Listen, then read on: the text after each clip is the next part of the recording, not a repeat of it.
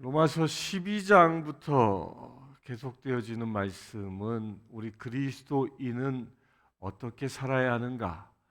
구원받은 사람, 11장까지는 예수 그리스도의 복음, 구원의 복음에 관하여 기록하고 있고, 12장부터는 그 복음을 받아들인 구원받은 우리가 지금 어떻게 살아가야 하는지에 관하여 기술하고 있는데, 오늘 볼 14장의 이 말씀은 특별히 우리 성도들 간에 믿음이 큰 자와 믿음이 적은 자, 이 성도들 간에 곧 지금 우리로 얘기하면 초신자와 또 믿음이 장성한 기존 신자들과의 그 관계를 설명하고 있는 말씀드립니다. 14장 1절을 먼저 보겠습니다. 믿음이 연약한 자를 너희가 받되 그의 의견을 비판하지 말라. 첫 시작이 믿음이 연약한 자를 받되, 믿음이 연약한 자가 교회에 옵니다. 그들을 받아들입니다. 또 그들이 믿음이 연약한 사람들이 어떤 의견을 내놓을 수 있습니다. 그런데 어떻게 하라? 비판하지 말라라는 겁니다. 믿음이 연약한 사람들 교회에 오게 되어지면 처음에 교회에 오게 되어지면 사람들은 다 대부분 자기가 기존에 이 세상에서 살아가던 그런 삶의 습관, 사고방식, 그런 상식을 가지고 교회 안에서도 그런 상식들을 주장하고 이야기하려고 합니다. 하나님의 원칙, 하나님의 말씀을 잘 알지 못하기 때문에 일어나는 일입니다. 그런 일들이 일어났을 때에 너 그거 잘못됐어 라고 이렇게 비판하지 말라는 겁니다. 그 의견을 받아들이고 그 의견을 들어줄 수 있어야 한다는 겁니다. 이 오늘 그 14장 12절까지의 말씀의 핵심 단어 중에 하나가 이 비판. 이 비판에 대하여 예수님도 똑같이 얘기하십니다. 예수님도 마태복음 7장 1절에서 너희가 비판을 받지 아니하려거든 남을 비판하지 말라라고 분명하게 얘기합니다. 곧 우리 그리스도인들은 그리스도인과 세상 사람들과의 그 차이점은 서로의 허물을 보고 비판하느냐 아니면 감싸주느냐의 차이라는 겁니다. 우리는 그리스도인이기 때문에 서로가 서로를 비판하는 자가 아니라 감싸주는 자라는 거예요. 세상 사람들은 적자 생존의 원칙에 의하여 상대의 약점을, 상대의 허물을 붙잡고 끊임없이 비판하고 그를 끄집어 내리고 내가 그 위에 올라가려 합니다. 그러나 우리 그리스도인은 그런 관계가 아니라 서로 상존하는 관계이기 때문에 서로 비판하지 않고 허물이 있고 약점이 있으면 덮어주고 안아주고 쓰다듬어 줄 수 있는 관계로 세워져야 한다는 겁니다. 그래서 우리 교회 안에서는 서로가 서로를 비판하지 않습니다. 너 왜 그거밖에 하지 못해? 라고 비판하지 않는다는 겁니다. 그의 믿음의 연약함을 보고 오히려 내 눈에 비판받아 마땅한 일이 보여진다면 그것을 내 입에 담아 토설하는 게 아니라 내가 그것을 기도 제목 삼고 그를 위하여 기도하는 것입니다. 그가 비판받을 일들을 하나님의 은혜 가운데 극복할 수 있도록 내가 중보하는 그 사명으로 부름받았다고 믿고 그를 위하여 골방에서 기도할 수 있어야 한다는 겁니다. 이게 세상 사람과 하나님의 사람과의 차이인 겁니다. 교회 안에서 문제를 많이 일으키는 경우가 어디에 있습니까? 바로 여기에 있어요. 기도해야 할 것을 오히려 입에 담아 사람들에게 토설하는, 사람들에게 선포해버리는, 하나님께 부르짖어야 할 것을 사람에게 말해버림으로 인하여 교회 안에 분란을 일으키게 되어진다는 겁니다.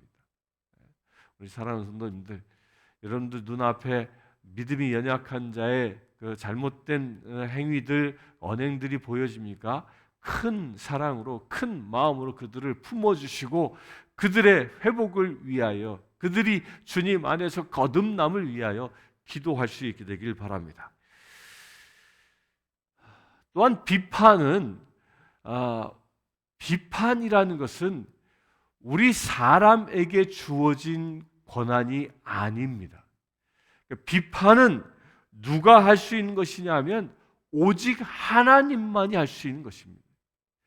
비판이라는 게 무엇입니까? 정죄하는 거거든요. 그 정죄의 권한은 오직 하나님께 있는 것이지 우리 인간에게 있는 것이 아니라는 거예요.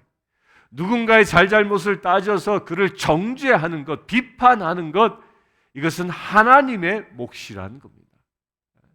따라서 우리가 누군가를 비판하고 정죄한다면 나도 모르게 내가 하나님 자리에 서는 그런 엄청난 죄를 저지르게 된다는 겁니다.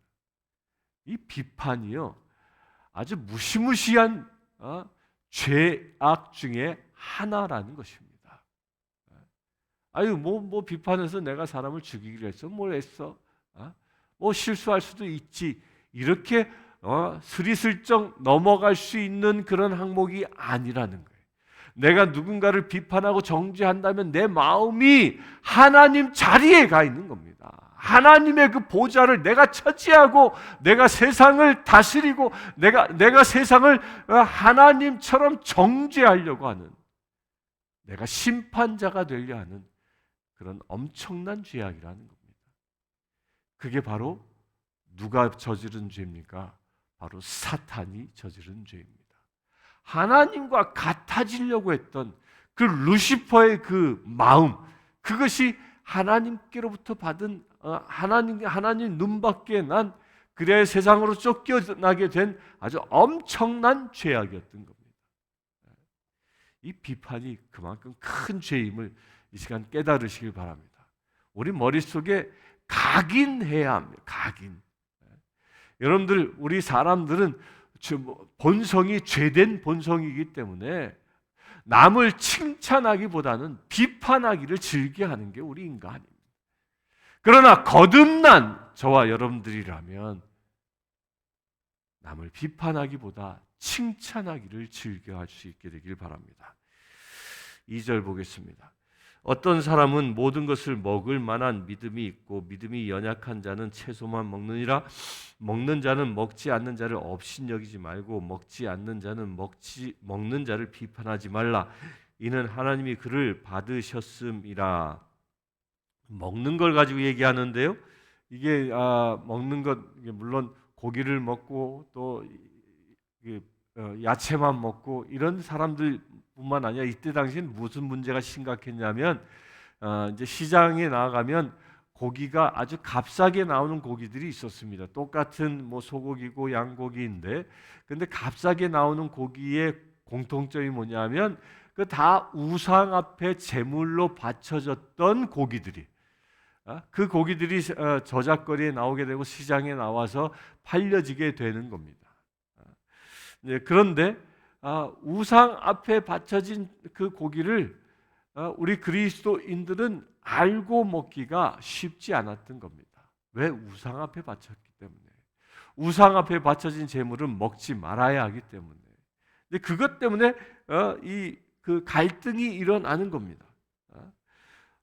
믿음이 강성한 사람은 믿음이 연약한 집에 갔을 때에 그 사람이 형편과 처지가 어려워서 잘 알지 못했기 때문에 우상 앞에 바쳐진 제물은 먹지 말아야 한다는 것을 알지 못하고 그 고기를 사다가 그 믿음이 강성한 사람을 대접할 수 있지 않겠습니까? 그러면 그 믿음이 강한 사람은 이건 이 사람의 그 나를 대접하는 그 사람의 마음을 보기 때문에 먹을 수 있을지라도, 만약에 믿음이 연약한 사람은 그것이 시험 들 수 있는 제목이 될 수 있다라는 거예요. 따라서 먹느냐 못 먹느냐 이것을 가지고 서로 비판하지 말라는 겁니다. 하나님께서 만드신 것은 부정한 것이 없다라고 얘기하지 않습니까? 베드로에게 환상으로 보자기에 먹지 못할 짐승들을 내려 보내시고 다 먹으라, 잡아 먹으라 했을 때 하나님 주여, 나는 율법에서 먹지 말라고 한 이 짐승들을, 부정한 짐승을 먹은 적이 없습니다라고 거절했을 때 하나님 뭐라고 하십니까? 내가 지은, 내가 만든 부정한 것이 없다라고 분명히 얘기하십니다. 믿음이 크면 율법의 한계를 뛰어넘을 수 있다는 겁니다. 먹고 마시는 것 때문에 비판하지 말라라고 분명히 얘기합니다. 4절, 남의 하인을 비판하는 너는 누구냐? 그가 서 있는 것이나 넘어지는 것이 자기 주인에게 있음에 그가 세움을 받으리니 이는 그를 세우는 권능이 주께 있음이라. 남의, 이게 사람들이요, 이게 참견하기를 굉장히 좋아하는 게 사람이에요. 이때 당시에는 노예제 사회였기 때문에 집안에 가면 다 하인들이 있었습니다. 노예들이 있었습니다. 그런데 그 남의 노예가 하는 행위를 보고 또 그걸 보고 잘잘못을 지적하고 비판하고 이런 사람들이 당시에 있었던 것이죠. 그런 사람들을 이 사도 바울은 남의 하인을 비판하는 너는 누구냐? 아주 그냥 넌 누구냐? 이 말을 지금 우리말로 이렇게 바꾸면 너나 잘해라. 이런 뜻과 비슷한 내용입니다. 근데 이것은 지금 현대 우리에게는 모든 성도는 그리스도의 종임을 대전제로 받아들여야 합니다. 따라서 우리가 그리스도의 종이기 때문에 서로가 서로를 비판하지 말라는 거예요. 우리가 서로 그리스도의 종이기 때문에 내가 잘하고 못하는 것은 누가 견책하고 누가 책임지십니까? 예수 그리스도께서 책임지신다는 겁니다. 그를 세우는 권능이 누구에게 있다? 주께 있다라는 겁니다. 그를 쓰러뜨릴 권능도 주께 있고 그를 세우실 수 있는 권능도 주께 있는 것이지 지금 우리 성도들 간에 있는 것이 아니라는 겁니다. 우리가 서고 일어서는 건 모두 다 누구에게 있습니까? 주께 있는 것입니다. 5절 봅니다. 어떤 사람은 이날을 전날보다 낮게 여기고 어떤 사람은 모든 날을 같게 여기나니 각각 자기 마음으로 확정할지니라. 이 말은 유대인과 헬라인의 그 차이를 두고 얘기하는 겁니다. 유대인들은 특정한 날들이 있죠. 안식일 굉장히 중요합니다. 또 초막절, 유월절 이런 절기들이 있었죠. 이런 절기들을 지키면서 그 절기에 해당되는 날을 굉장히 중요하게 여겼습니다. 그런데 헬라인들에게는 그런 절기의 개념이 없었던 겁니다. 그래서 오늘이 어제와 같고 또한 내일이 오늘과 같다라고 생각하며 살았던 사람들이 이 헬라인들이었죠. 왜? 절기 개념이 없었기 때문입니다.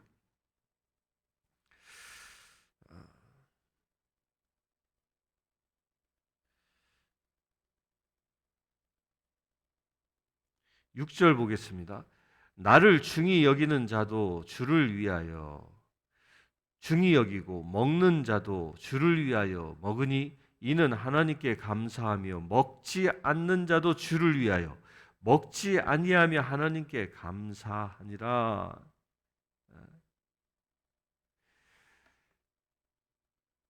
우상 앞에 놓여진 재물일지라도 먹고 마시고 그 모든 것들은 누구를 위하여? 주를 위하여.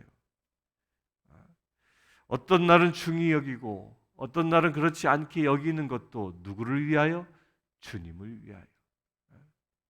나의 의를 위하여가 아니라 오직 주님을 위하여라는 거예요.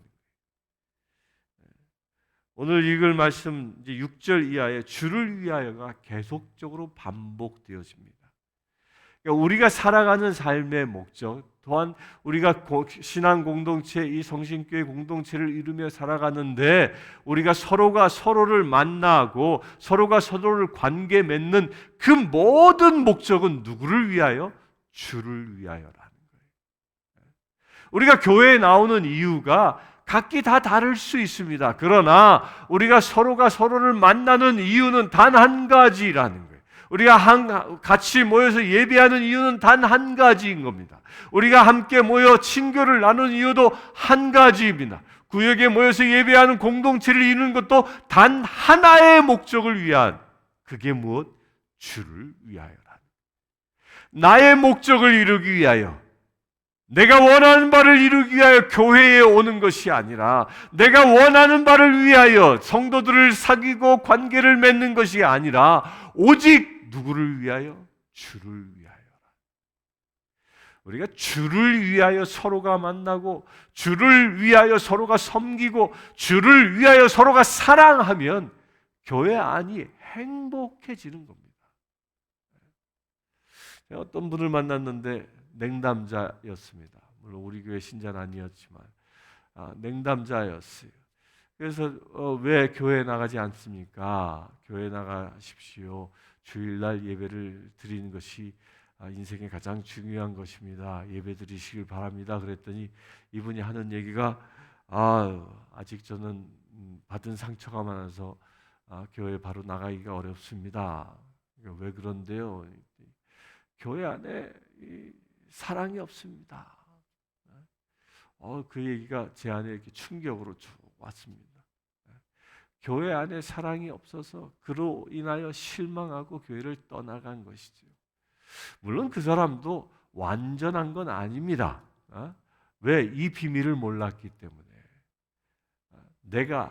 내가 이 교회 안에, 우리 교회 안에 주께서 나를 부르신 목적이 내가 사랑받고 내가 인정받기 위한 것이 아니라 내가 누구를 위하여? 주를 위하여 보내셨다라는, 내가 주를 위하여 이 교회를 섬기도록 주께서 나를 부르셨다라는 이 사명감이 투철했더라면 아마 그분은 상처받지 않았을 겁니다. 그래서 우리도 마찬가지입니다. 여러분들 교회 나오시는 목적 무엇입니까? 주를 위하여. 섬기고 봉사하고 전도하고 이웃에게 사랑을 베푸는 그 모든 궁극적인 목적은 무엇이에요? 주를 위하여. 그래서 내가 죽고 그리스도가 사는 역사가 일어나는 것입니다. 그렇게 될 수 있게 되길 바랍니다. 7절 봅니다. 우리 중에 누구든지 자기를 위하여 사는 자가 없고 자기를 위하여 죽는 자도 없도다. 우리 중에 누구도, 우리가 누구예요? 그리스도인들 그 누구도, 저와 여러분들 그 누구도 자기를 위하여 사는 자가 없고 자기를 위하여 죽는 자도 없도다. 누구를 위하여 산다? 주를 위하여. 주를 위하여 사는 것이고 주를 위하여 죽는 자가 우리 그리스도인의 삶의 방식이고 삶의 목적이라는 것입니다.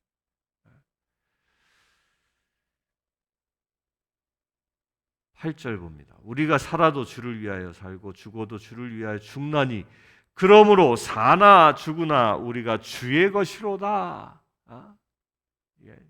오늘 이 말씀 암기하시길 바랍니다. 우리가 살아도 주를 위하여 죽어도 주를 위하여 죽나니 그러므로 사나 죽으나 우리가 주의 것이로다. 사나 죽으나 누구의 것? 주의 것이라는 거예요. 우리가 서로를 비판하고 서로에게 상처를 주고 아픔을 주고받는 그 이유는 뭐냐면 내가 주의 것임을 망각하는 거예요. 내 인생은 내 것이라고 생각하고 나의 가치관이 더 중요하기 때문에 일어나는 일입니다. 그러나 내가 사나 죽으나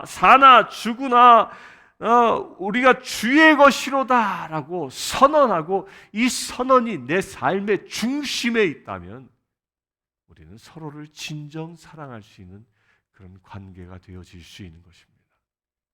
사나 죽으나 누구의 것? 주의 것입니다.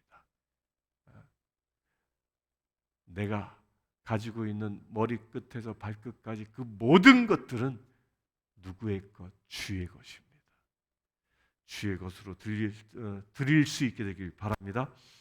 그 주의 것이라는 이 대명제는 어디에서 확인되어지는 것이냐면 우리 성도들 간의 관계 속에서 확인되어지는 겁니다. 서로가 얼마만큼 사랑하고 섬기고 덮어주고 안아주고 이런 관계로 살아가고 있느냐를 보면 이 사람이야말로 주의 것이구나. 이런 관계가 온전히 이루어지는 공동체가 우리 교회가 되어졌다면 이 성신교회의 모든 성도들은 주의 것이구나 라는 칭송을 얻게 되는 것입니다. 9절 봅니다. 이를 위하여 그리스도께서 죽었다가 다시 살아나셨으니 곧 죽은 자와 산 자의 주가 되려 하심이라. 내가 어찌하여 내 형제를 비판하느냐? 어찌하여 내 형제를 업신 여기느냐? 우리가 다 하나님의 심판대 앞에 서리라. 기록되었을 때 주께서 이르시되 내가 살았노니 모든 무릎이 내게 꿇을 것이요 모든 혀가 하나님께 자백하리라 하였느니라. 그러므로 우리 각 사람이 자기 일을 하나님께 짓고 하리라. 우리가 주의 것이 되게 하기 위하여 그리스도께서 죽으셨다는 거예요. 그리고 다시 살아나셨다는 겁니다. 그래야 죽은 자와 산 자의 주님이 되셨다는 겁니다. 우리가 주의 것이 되는 그 통로가 뭐예요? 이 예수 그리스도를 통과했을 때, 예수 그리스도의 그 십자가를 통과했을 때 우리가 온전히 주의 것 된 삶을 살아간다는 겁니다. 저 십자가를 통과할 수 있게 되길 바랍니다. 예수 그리스도께서 저 십자가에 못 박혀 죽으셔 사망 권세를 꺾으신 것처럼, 사단의 권세를 꺾으신 것처럼 여러분들도 십자가 앞에 설 수 있게 되길 바랍니다. 아니, 십자가를 통과할 수 있게 되길 바랍니다. 그 십자가를 통과한 사람이 온전히 주의 것이 되는 것이기 때문입니다. 십자가를 통과한 사람이 나를 위하여가 아니라 주를 위하여 살아갈 수 있기 때문입니다. 날마다 십자가에 나를 못 박고 나의 십자가를 지고 주를 따라가는 사람만이 나를 위하여가 아니라 주를 위하여 살아갈 수 있는 것입니다.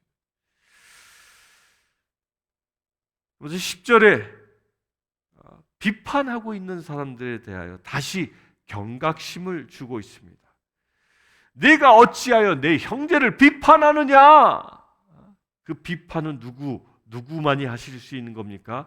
우리가 다 하나님의 심판대 앞에 서리라. 오직 하나님만이 하신다는 겁니다. 그리고 놀라운 이야기를 합니다. 우리가 모든 혀가 하나님께 자백하리라.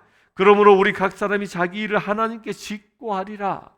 그러니까 우리가 잘못하는 일들, 비판받을 일들은요, 누가 그 비판받을 일을 하나님 앞에 고백하냐면 그 비판받을 사람이 직접 한다는 겁니다.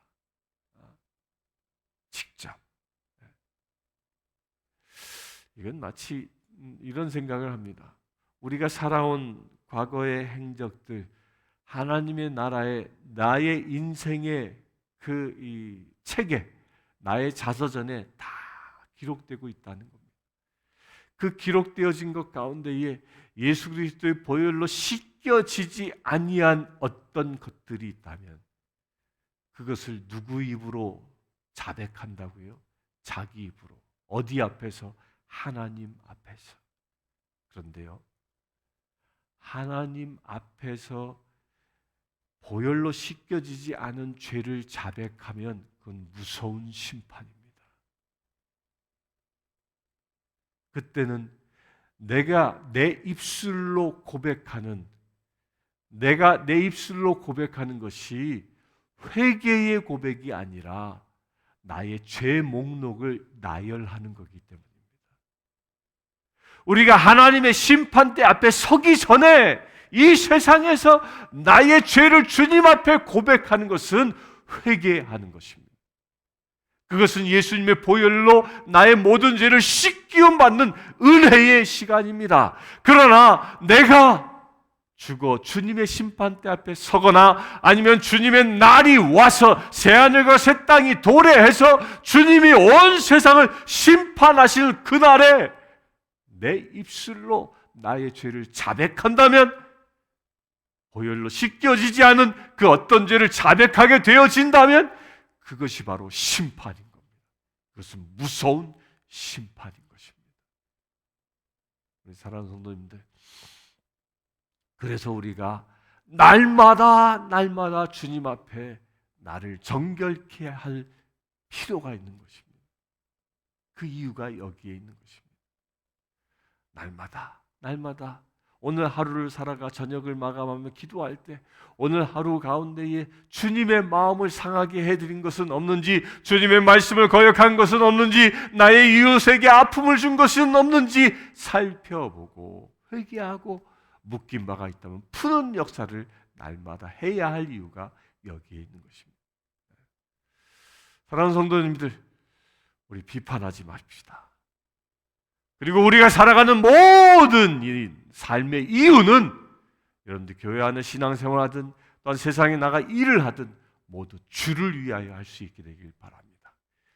그렇게 살아간다면 우리가 심판대 앞에 섰을 때에 우리는 주님 앞에 오직 감사의 눈물을 드릴 수 있을 것이고, 하나님은 그런 우리를 보시고 주님의 놀라운 사랑으로 우리를 품어주는, 그래야 새하늘과 새 땅에 우리를 입성케 하는 축복을 얻을 수 있을 줄 믿습니다. 함께 기도하겠습니다.